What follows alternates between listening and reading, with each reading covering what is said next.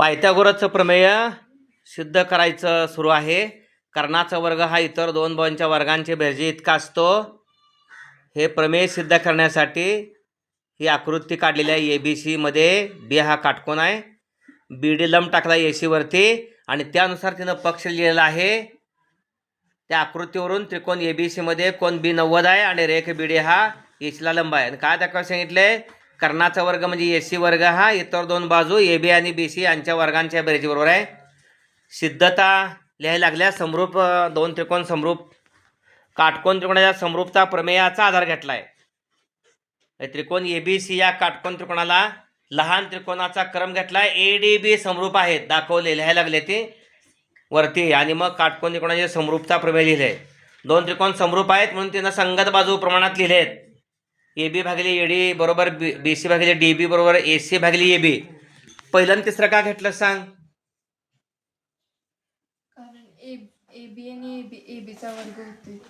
अगदी बरोबर आहे. पहिला आणि तिसरं घेण्याचं कारण सांगितलं. तिरकस गुणाकारामध्ये AB वर्ग आपल्याला मिळतोय. म्हणजे या त्रिकोणामध्ये दोन बाजूंच्या वर्गांची बेरीज, त्यामध्ये AB वर्ग मिळाला आहे, AD गुणिले AC. आता कुठले त्रिकोण घेतले समरूप? त्रिकोण ABC समरूप त्रिकोण BDC. संगत बाजू सांग कशा घेतल्यात? AB भागिले BD बरोबर BC भागिले DC. दुसरं तिसरं BC भागिले DC आणि AC भागिले BC. आता दुसरं आणि तिसरं गुणोत्तर विचारात घेतलंय का? तर त्याच्यामध्ये तिरकस गुणाकारामध्ये BC गुणिले BC वर्ग बरोबर BC गुणिले BC बरोबर BC वर्ग. आणि AC गुणिले DC. छान. नंबर 2. आता काय करणार?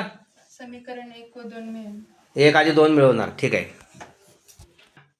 समीकरण 1 व 2 मिळून AB वर्ग अधिक BC वर्ग बरोबर AD गुणिले AC अधिक AC गुणिले DC.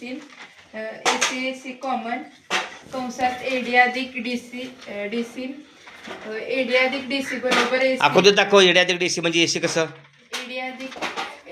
AD अधिक DC बरोबर AC. ओके. AC गुणिले AC वर्ग म्हणून AB वर्ग अधिक BC वर्ग बरोबर AC वर्ग. छान. चला,